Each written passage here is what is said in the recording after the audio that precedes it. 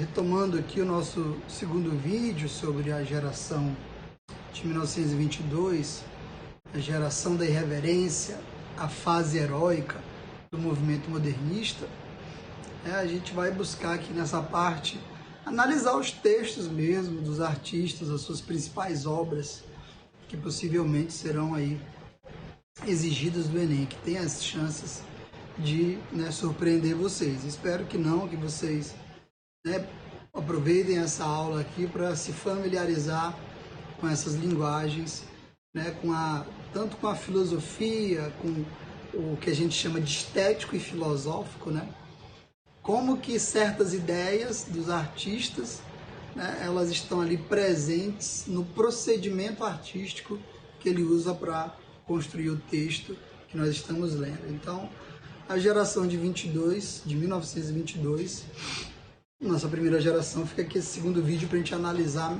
da melhor forma as características desse período, beleza?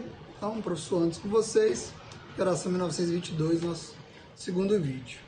Bem, nas aulas anteriores nós solucionamos algumas questões atinentes aí relacionadas aos artistas Manuel Bandeira, Oswald de Andrade, Mário de Andrade. E aqui está o momento para a gente conhecer um pouquinho mais esse artista, beleza? Olha aí. Na poesia, o Mário de Andrade, ele escreveu o livro de poemas Há uma Gota de Sangue em cada poema. Foi seu primeiro texto, basicamente. Aí, destacado em negrito, está o Pauliceia Desvairada, 1922. E aqui, para falar sobre Pauliceia, dá a ideia de São Paulo. Ele personifica a cidade de São Paulo em alguns poemas, e aí ela trata ela como louca, Pauliceia Desvairada, que seria uma mulher chamada Paula louca. Colocando aqui numa linguagem bem popular. A ideia de que a cidade pode enlouquecer o ser humano, e a mentalidade ali econômica, a mentalidade daquele tipo de sociedade de 1920, é uma cidade ativista que poderia enlouquecer o ser humano. Está aí uma das ideias que a gente vê nessa obra. Então essa é a mentalidade que vigora, que prevalece ali, é o conteúdo do poema. A cidade de São Paulo pode enlouquecer uma pessoa. E aí tem aí a personificação, o animismo, a prosopopeia, você pegar a cidade e dar características de seres humanos, embora seja o desvairio, pessoa tresloucada, pessoa em surto psicótico, digamos assim. Retomando aí, também escreveu Losango Caqui, Clã do Jabuti, Remate de Males, poesias, Lira Paulista, novamente, cidade de São Paulo ganhando destaque, o livro de poesias completas, em 55, um livro póstumo, ele morre em 45. As crônicas dele, Os Filhos de Candinha, 1943, ainda estava vivo. As ficções, Primeiro Andar, é um livro de contos, Amar, Verbo Intransitivo. Se você quiser ir no meu canal, eu coloquei lá na sala de aula virtual um vídeo onde eu analiso aí a introdução desse romance, Amar, Verbo Intransitivo, especificamente ele. É um vídeo que vale a pena conferir, mas o foco aqui vai ser o próximo aí, que é o Macunaíma. Macunaíma é a grande obra que a gente vai buscar analisar um pouco mais a fundo aqui, alguns poemas, mas Macunaíma. Meus caros, a ideia de Macunaíma como um anti-herói, fazendo uma releitura do Brasil, e principalmente das três grandes raças, digamos assim, a mentalidade de raça na época, a gente sabe hoje que é etnia, mas os povos da Europa, os povos africanos e os povos locais nativos daqui, essas três grandes raças, vão aparecer ali de uma forma que eu diria, de uma forma de rapsódia. A gente fala que o romance é um romance, o Macunaíma, tem um narrador, tem personagens, tem enredo, tempo, espaço, linguagem, 6 ingredientes do romance, Quando eu falo linguagem aqui, os expedientes, narrativo, descritivo, argumentativo, expositivo. É interessante que a gente fala que Macunaíma é uma rapsódia. E a rapsódia faz a gente lembrar do século VIII a.C., com Homero. O que eram os rapsódios? Existia uma literatura oral, né, que passava aí de geração para geração. E o que Homero fez? Ele registrou esses rapsódios que andavam pelas as várias regiões de Ílion, né? Fez a Ilíada, Troia, né? E aí ele anotou e reuniu aquilo ali num livro. Então, o que o Mário de Andrade faz é fazer pesquisa etnográfica, caminhando pelo Brasil, e nessas caminhadas dele, ele conhece aí várias histórias, várias, eu diria, lendas, crendices, né? Vai pelo Nordeste, vai pelo Norte, aí ele faz um projeto pegando essas histórias e cria aí essa grande rapsódia que é o Macunaíma. É um dos grandes livros que a gente dá destaque aqui, além da poesia Paulicéia Desvairada, beleza? Ainda tem o Belas Artes, que é um livro de contos, e ensaios A Escrava que Não Era Isaura. Olha aí a intertextualidade, revendo o passado do romantismo, que Bernardo Guimarães que escreveu A Escrava Isaura, beleza? A gente vê aí também o Baile das Quatro Artes, Aspectos da Lira Brasileira e O Espalhador de Passarinho, em 1944. Então, aqui algumas das principais obras. Vamos dar uma olhada mesmo no texto dele para fazer aqui alguns apontamentos, né? Lembre-se que, embora tenha essa arte teórica aqui, essa aula teórica aqui, ou arte teórica pode ser também, é importante você ver a arte na prática ali, a produção artística, entender a linguagem do Mário de Andrade, para você não ser pego de surpresa, nem cair de paraquedas do Enem, tá bom? Olha aí, esse poema, Paisagem número 4. Os caminhões rodando, as carroças rodando, rápidas as ruas se desenrolando, rumor surdo e rouco, estrépitos, estalidos, e o largo coro de ouro das sacas de café. Ó, este orgulho máximo de ser paulistanamente, né? O que ele quer dizer que ele, este orgulho máximo de ser paulistanamente? O que é o sujeito paulista, né? Qual é a identidade de São Paulo? Ele está montando aqui, pintando para a gente nos versos, né, essa realidade de uma São Paulo ativista, as pessoas nessa movência, nessa produção. O café, né? Lembrem-se lá das críticas feitas durante o pré-modernismo ao grupo do café com leite, né? A política do café com leite, a Velha República, de 1889 a 1930, que aí São Paulo e Minas Gerais ficava dominando aí o cenário político. Então ele vê aqui, olha a presença desses elementos brasileiros, e aqui principalmente a correria, né? E os versos aí, os caminhões rodando, as carroças rodando. É intencional esse trabalho, essa repetição desse vocabulário para dar uma ênfase no movimento da cidade. E o uso do NDO, rodando, desenrolando. Lembre-se que isso é intencional, a mostrar a ideia das coisas acontecendo, dizer que a ideia da cidade em movimento, beleza? Aqui a gente já vê um poema com influência futurista, né? Ódio ao burguês, que dá a ideia de ódio ao burguês. Eu falo aqui, olha a importância de você ter estudado o futurismo lá atrás, que o futurismo ele tem uma intenção de uma arte violenta e que atacar o padrão, né? E às vezes você, como é que eu percebo a influência do futurismo num poema? Tá aqui, né? Olha só, vamos ler. Ódio ao burguês.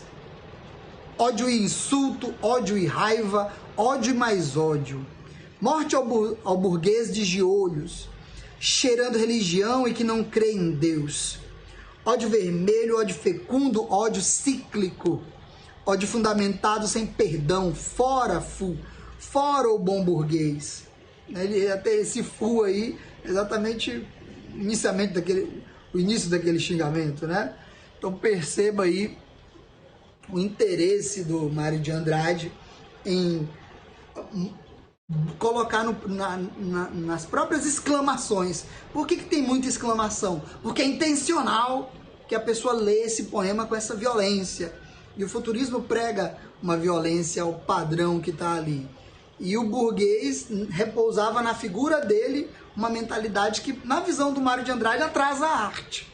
Então tem muitos sentidos aí. Olha o falso moralismo, a falsa crença do burguês, tudo isso eles atacam. O próprio som aí, o título, Ode ao Ode. Ode era um tipo de poema. Você tem o soneto, né? Você tinha o vilancete, você tem o hino, embora tenha o hino nacional, hino é um tipo de poema, né? E ode também era um poema entusiástico, assim como a gente tem o epitalâmio, né, para os casais. São poemas cujos conteúdos os definem, né? E a ode geralmente é algo entusiástico, animoso, e aqui está mostrando essa ideia, né? Aproveitando que o nome ode ao, da ideia de ódio ao burguês, né? Fica fazendo esse jogo com a linguagem. E mais de um nível, no nível escrito, no nível sonoro, né? Beleza? Caminhando aí, nós temos um trecho do Macunaíma, que diz o seguinte: no fundo do mato virgem nasceu Macunaíma, herói da nossa gente. Era preto, retinto e filho do medo da noite. Houve um momento em que silêncio foi tão grande, escutando o murmurejo do Uriracoera, que a Índia Tampanhumas pariu uma criança feia. Essa criança é que chamaram de Macunaíma. Já na meninice fez coisas de sarapantá. De primeiro passou mais de 6 anos não falando. Se o incitavam a falar, exclamava: ai, que preguiça! E não dizia mais nada, ficava no canto da maloca, trepado no giral de Pixiúba, espiando o trabalho dos outros e principalmente os 2 manos que tinha, Manape, já velhinho, e Jiguê na força do homem. O divertimento dele era decepar cabeça de saúva. Vivia deitado, mas se punha os olhos em dinheiro, Macunaíma dandava para ganhar vintém. E também espertava quando a família ia tomar banho no rio, todos juntos e nus. Passava o tempo do banho dando mergulho e as mulheres soltavam gritos gozados por causa dos guanhamuns, diz que habitando a água doce por lá. No Mucambo, se alguns cunhantãs se aproximavam dele para fazer festinha, Macunaíma punha a mão nas graças dela. Cunhantã se afastava. Nos machos cuspia na cara. Porém, respeitava os velhos e frequentava com aplicação a murua, a poracê, o torê, o bacorocô, o cucuicoguê, todas essas danças religiosas da tribo. Tem muitos pontos que chamam a atenção aqui nesse texto, né? Mostrando ali, é praticamente o início do livro, Macunaíma. Primeiro, a ideia de que o índio é preguiçoso, né? Vamos focar logo nisso. De que o índio é o herói da nossa gente, e é um índio preguiçoso, que gosta de dinheiro, que gosta de mulher, e que, né, respeita ali a religião, pelo menos tem esses símbolos, né? Olha que interessante, o Macunaíma aqui, ele traz elementos que marcam o brasileiro até hoje: dinheiro, mulher, o ócio. Lá no romantismo, tem a ideia de que o índio é sempre forte, valente. A gente vê no romance O Guarani o tanto que o Peri, ele é um índio que guarda os ideais do guerreiro, né? Que a gente, o código cavaleiresco, o código de honra que a gente via nos cavaleiros da Idade Média, nas novelas de cavalaria, Demanda do Santo Graal, Amadis de Gaula, são textos conhecidos da literatura universal, que são de Portugal, pelo menos daquele período que Portugal está se formando, né? 1100, 1200, 1300, enfim. O que é interessante aí pra gente? Mostrar aqui um outro padrão de índio, né? Desconstruindo. Aqui tem uma intertextualidade, uma interdiscursividade com aquele índio do romantismo. Eu não vou dizer intertextualidade porque teria que ter algum trecho que você vê lá dentro do José de Alencar, por exemplo, e ver ele aqui para ser intertextualidade. Mas interdiscursividade o Enem pode te dar um índio na visão romântica e esse índio aqui na visão do movimento modernista.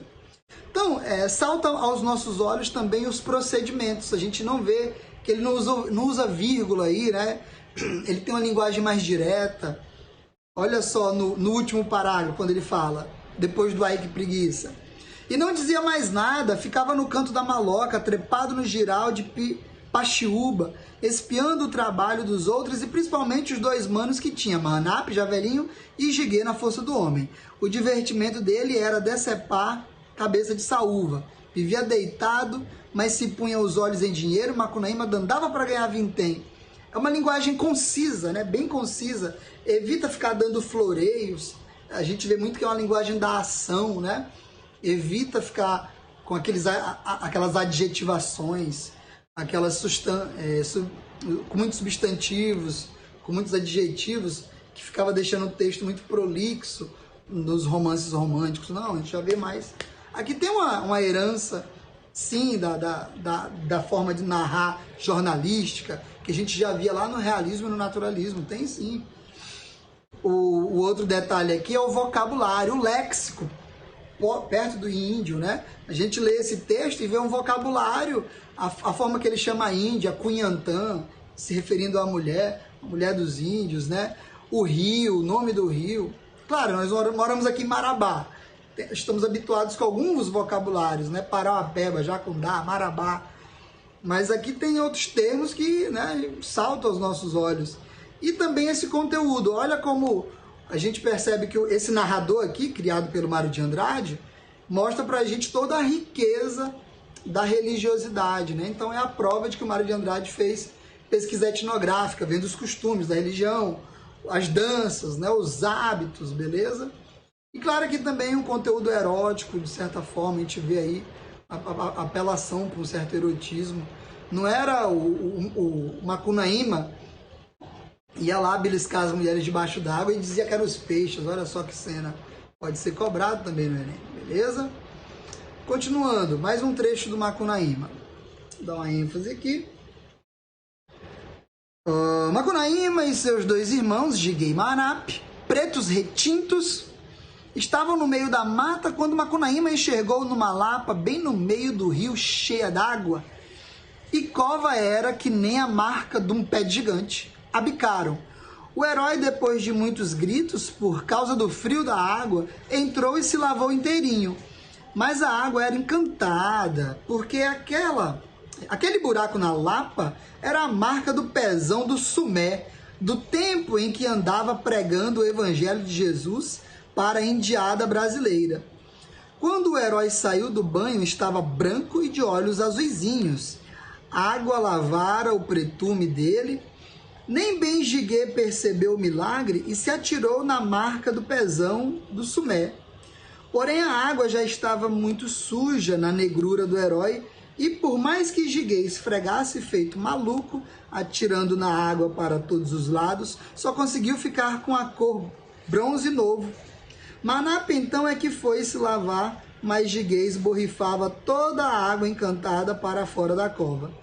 Tinha só um bocado lá no fundo e Manap conseguiu molhar só a palma dos pés e das mãos. Por isso ficou negro. Só que as palmas das mãos e dos pés dele são vermelhas por terem se limpado na água santa. Olha, de maneira aqui bem sucinta, o que essa cena mostra pra gente? Macunaíma, ele fica branco. Ele é filho de índio, ele nasce escuro como a noite. A gente viu ali no texto, né? Filho da Índia Tampanhumas, e ele tem esses dois irmãos. E aí ele fala que ele caiu numa poça de água, que era o quê? A cova era que nem a marca de um pé de gigante. Então o herói, depois de muitos gritos por causa do frio, né, entrou e se lavou inteirinho. Mas a água era encantada porque aquele buraco na lapa era a marca do pezão do Sumé, do tempo em que andava pregando o evangelho de Jesus para a indiada brasileira. Então, aqui tem uma crítica ao papel da igreja, sim, processo de aculturação, de cristianização, né? A ideia ali de que tinha que catequizar o índio, e aí, na verdade, era embranquecer o índio. Então, é isso que acontece aqui. Usa uma linguagem simbólica, né? Diz que a água era encantada, e o índio, Macunaíma, fica branco e dos olhos azuis. Mas isso acontece sem mostrando ali o que os europeus fizeram aqui quando chegaram junto, né, com Dom Pedro I, perdão, Dom Pedro I é bom, né? Pedro Álvares Cabral, em 1500, e na armada, nas naus que vieram junto com ele, a gente vê ali pessoas religiosas. Depois vem a CIA de Jesus, a Companhia de Jesus, com o padre José da Anchieta, o padre Antônio da Nóbrega, Gabriel Soares Amora, né? Esse Peru de Magalhães Gândavo, esse pessoal da Companhia de Jesus muito inteligente e arquitetado ali para poder catequizar o índio, né? Cuidar da alma. Tinha uma mentalidade de que o índio não tinha nem R, nem L, nem F, né? Nem rei, nem lei, nem fé. Olha só como era uma visão preconceituosa em cima do índio. E aqui a gente percebe isso de maneira bem simbólica, um tanto velada. Você tem que fazer todo um cálculo de sentido para entender por que o Mário de Andrade cria essa cena assim. E também o preconceito em cima daquele que não é branco. Olha o padrão de beleza branco aí. Os irmãos dele queriam logo se banhar na mesma água para ficar igual o Macunaíma, mas não deu muito certo, né? Eu ia falando aqui Miguelim é do Guimarães Rosa, é para terceira geração, né? Macunaíma e Miguelim, acho que eu tô lendo muito, gente, esses dias, ó, momento aqui de relax, não. Tô lendo muito Miguelim, Manuelzão e Miguelim, do João de Guimarães Rosa. João Guimarães Rosa, não sei nem onde é que eu tirei esse D, acho que é costume, enfim. Bem, gente, essa cena aí dá para analisar mais elementos, mas a gente começa a perceber as três grandes raças do Brasil e sendo avaliada aí o jogo de poder, né? É uma leitura crítica do Brasil. Saindo do Mário de Andrade para o Oswald de Andrade, que tem aí também uma obra bem rica. Falamos já do poema Pau-Brasil, do livro que representa a poesia Pau-Brasil. Primeiro caderno de poesia do aluno Oswald de Andrade, então textos de gênero lírico. Tem o Manifesto Pau-Brasil, ele é responsável já lá na aula sobre os movimentos de arte modernista, né, as vanguardas europeias. Eu falei para vocês o que é manifesto, e ele criou o Manifesto Pau-Brasil, depois o Manifesto Antropofágico. O teatro, o que foi que eu falei para vocês? O Homem e o Cavalo e o Rei da Vela. Durante a primeira geração modernista, o teatro vai ter pouca relevância, né? O gênero drama, a dramaturgia não vai ser tão conhecida assim. Se eu recordo bem, representaram só uma vez o Rei da Vela nesse período. Teve uma única companhia de teatro que fez a representação, adaptou o Rei da Vela para apresentação no palco. E os romances, Trilogia do Exílio, Os Condenados, Estrela de Abismo e A Escada Vermelha. O mais importante, que tem chance de cair no Enem aí, é Memórias Sentimentais de João Miramar. Né? E aqui eu dou até uma ênfase. Ou pode cair a poesia Pau-Brasil, do Oswald de Andrade, ou Osvaldo, né, como diziam alguns, ou o romance Memórias Sentimentais de João Miramar, que a gente vai analisar algumas questões posteriormente, beleza? E para encerrar aqui a obra do Oswald de Andrade, Serafim Ponte Grande, também é um romance, Marco Zero, e Memórias, né? Um Homem Sem Profissão. O que é uma obra de memórias? Reunir ali fragmentos, né?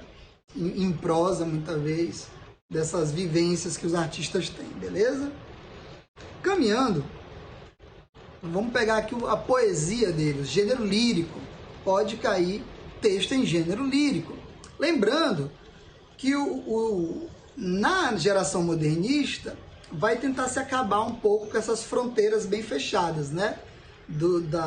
Nós temos os três gêneros clássicos, né? Épico, lírico e dramático, e o gênero narrativo, que surge ali no século XII ou XIII como um desdobramento do gênero épico. Mas essa visão tradicional ela vai ser quebrada, de certa forma, no movimento modernista. A gente vai ver prosa poética e vai ver poema em prosa, né? Uma espécie de proesia, praticamente. Misturar a prosa com a poesia. Poesia no sentido de poema, não poesia no sentido de a manifestação da beleza na arte. Lembre-se dessas duas definições. Existe a poesia enquanto sinônimo de poema, um texto em verso, mas existe poesia como o sentimento do belo, que não tem uma forma definida e pode se manifestar num filme, no cinema, num teatro, no rosto belo de uma criança, numa paisagem de um cenário local da sociedade. É um momento, né, de poesia. Quero que a beleza, aquela coisa te chama e te deixa inebriado, te deixa perplexo, aquilo te toma num toque poético, beleza? Mas aqui é poema gênero lírico. O texto diz o seguinte: canto de regresso à pátria. Minha terra tem palmares, onde gorjeia o mar, os pássaros daqui não cantam como os de lá. Minha terra tem mais rosas e quase que mais amores. Minha terra tem mais ouro, minha terra tem mais terra. Ouro, terra, amor e rosas, eu quero tudo de lá. Não permita, Deus, que eu morra sem que volte para lá. Não permita, Deus, que eu morra sem que volte para São Paulo, sem que veja a Rua 15 e o progresso de São Paulo. Aqui tem uma questão de intertextualidade. Você lê esse texto e percebe que é uma paródia, é uma desconstrução da Canção do Exílio, de 1843, 1844, do Gonçalves Dias. Ele escreve quando ele está lá em Coimbra, né, em Portugal, e escreve esse momento, se tornou um dos textos de nacionalismo, né, onde trabalha o nacionalismo, trabalha o nativismo, né? Minha terra tem palmeiras, tem o sabiá, esse ambiente, as várzeas, né, uma coisa local, uma espécie de nativismo, e o nacionalismo, a paixão pela terra em si. Aqui tem uma desconstrução, não é uma visão apaixonada, ufânica pelo Brasil, mas lembre-se que na primeira geração modernista tem essa ideia do nacionalismo. E aqui vamos pegar o último verso, né? E o progresso de São Paulo, ele está parodiando. Esse progresso de São Paulo é um progresso que vai ser criticado. Que progresso é esse que é louco, é tresloucado, né, desvairado, e deixa as pessoas pobres, né, ainda apequena o índio, ainda apequena o afrodescendente? Eles vão fazer essa leitura crítica, né? Na estrofe aí do meio, minha terra tem mais rosas e quase que mais amores, né? Já está dizendo, poxa, já não tem tanto amor assim, como dizia lá o Gonçalves Dias, né? Quando o Gonçalves Dias trabalha na Canção do Exílio, e ele diz, né, que nosso céu tem mais estrelas, nossos bosques têm mais flores, mais vidas, né? Mais amores. Esse texto ainda está vivo, ainda na memória. Devia ter colocado aqui para vocês verem, mas acho que isso faz parte da memória coletiva. E ele também tem aquele trecho, olhando para a última estrofe aí, quando ele fala: não permita, Deus, que eu morra sem que eu volte para lá, sem que desfrute dos primores que não encontro por cá, sem que ainda viste a palmeira onde canta o sabiá.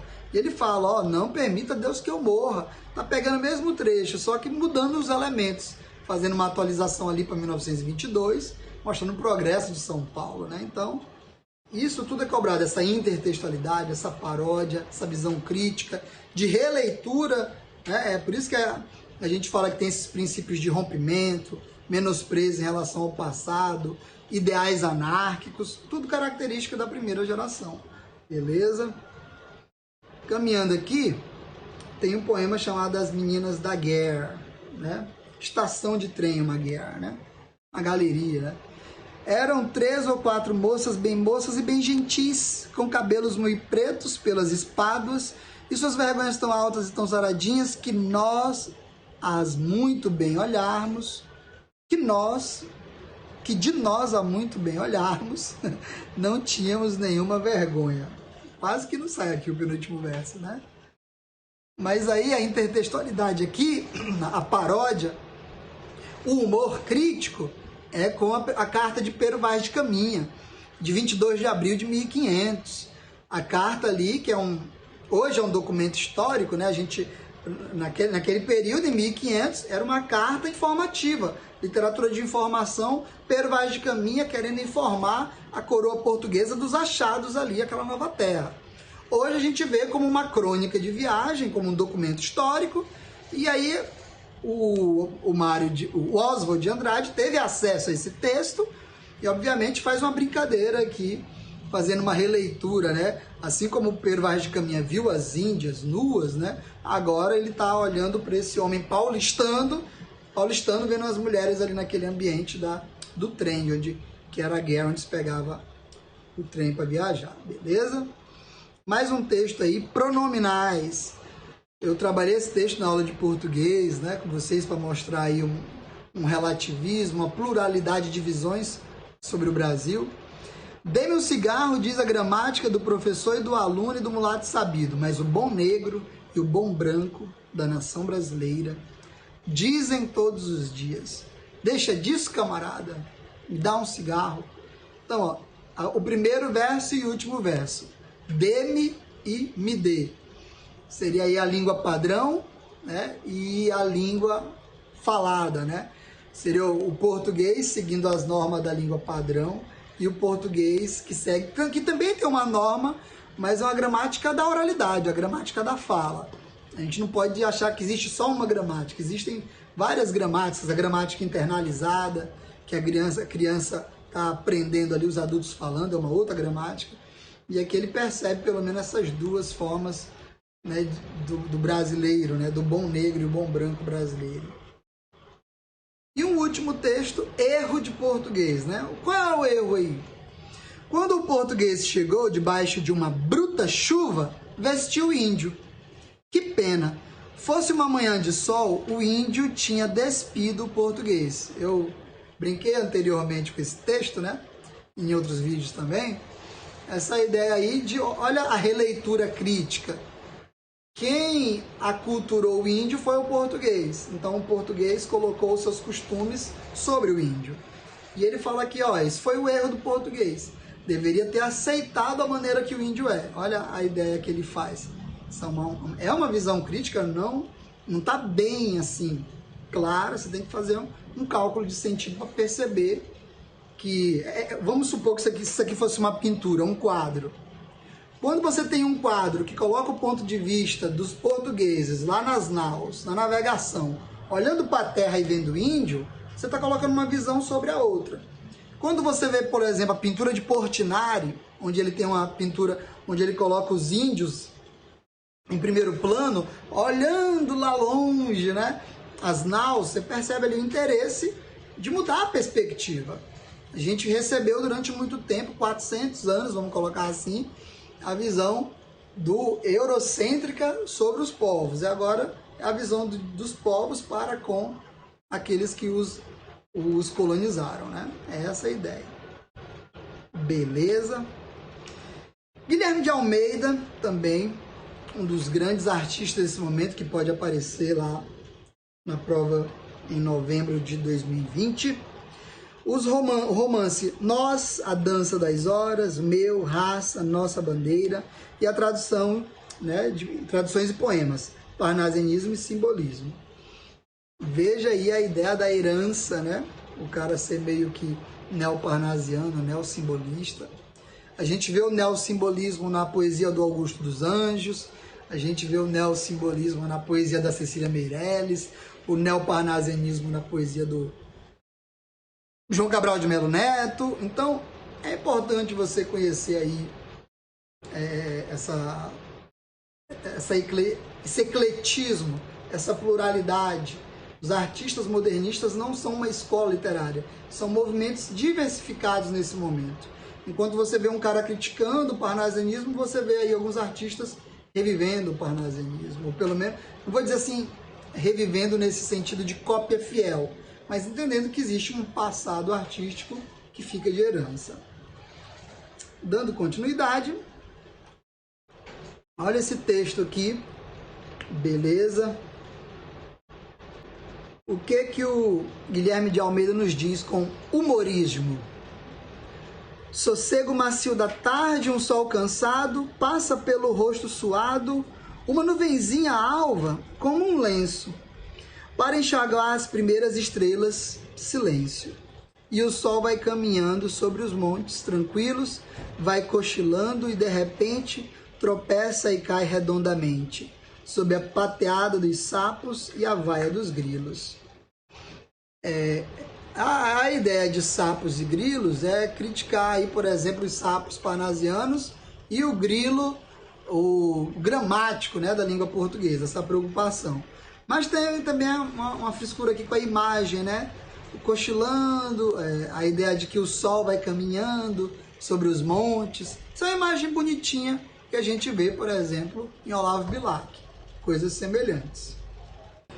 Um segundo poema do Guilherme de Almeida, Branca de Neve. Eu te guardo no fundo da memória, como guardo num livro, aquela flor que marca a tua delicada história. Branca de Neve, meu primeiro amor. Então, cara, Branca de Neve tem um tom crítico aqui de releitura do Brasil, a gente não percebe muito isso, né? Branca de Neve, eu te guardo no fundo da memória. Olha que coisa um tanto clichê, meio das histórias, né, de fábula, de lendas, né? Essas histórias de que traz uma moral, né? Como guardo num livro aquela flor que marca a tua delicada história. Branca de Neve, meu primeiro amor. Então, a gente percebe aqui que o movimento modernista é aberto. Guilherme de Almeida, ele traz aí no seu bojo esses elementos ainda de um romantismo ainda idealizado, só que agora está num ambiente de 1922. Né? A história dessa Branca de Neve, ela passa, sim, por alguma mudança, não é necessariamente o mesmo texto anterior, mas ele agora vai meio que falar a ideia do primeiro amor. Qual é a ideia aí? Mesmo sendo um tema clichê, é atualizável, é permanente no patrimônio literário nacional. Beleza? Por fim, cinema. Na grande sala escura, só teus olhos existem para os meus. Olhos cor de romance e de aventura, longos como um adeus. Então, novamente aqui, Guilherme de Almeida, ao falar dos olhos de uma mulher, longos como um adeus, qual é a ideia aí? Você não vê assim aqui um tom de ridicularizar, de ser violento. Significa que todos os artistas da primeira geração vão ser violentos. Por isso que é um movimento, que tem uma certa pluralidade ali dentro. Beleza? E você vai ter tanto, como eu disse, uma visão política de esquerda e de direita. Tá? Uns mais marxistas, outros mais conservadores. Beleza? Dando uma reflexão, isso é recorrente no Enem, cobrar esse tipo de visão do aluno, uma visão mais ampla, não só seguindo só um tipo de padrão de beleza, mas um padrão mais aberto, eclético. Né? Então a gente percebe aí, nesses escritores que a gente está vendo, Mário de Andrade, Oswald de Andrade, Guilherme de Almeida, a gente vai ver outros como Bop, Cassiano Ricardo e Manuel Bandeira nas próximas aulas. A gente dá uma parada aqui para você refletir um pouco sobre esses textos, né? E talvez aí parar para exercitar principalmente a arte do Mário de Andrade e do Oswald de Andrade, beleza? A gente vai encerrando aqui esse nosso segundo vídeo sobre a primeira geração modernista no modernismo brasileiro de 1922. Sucesso para vocês, galera!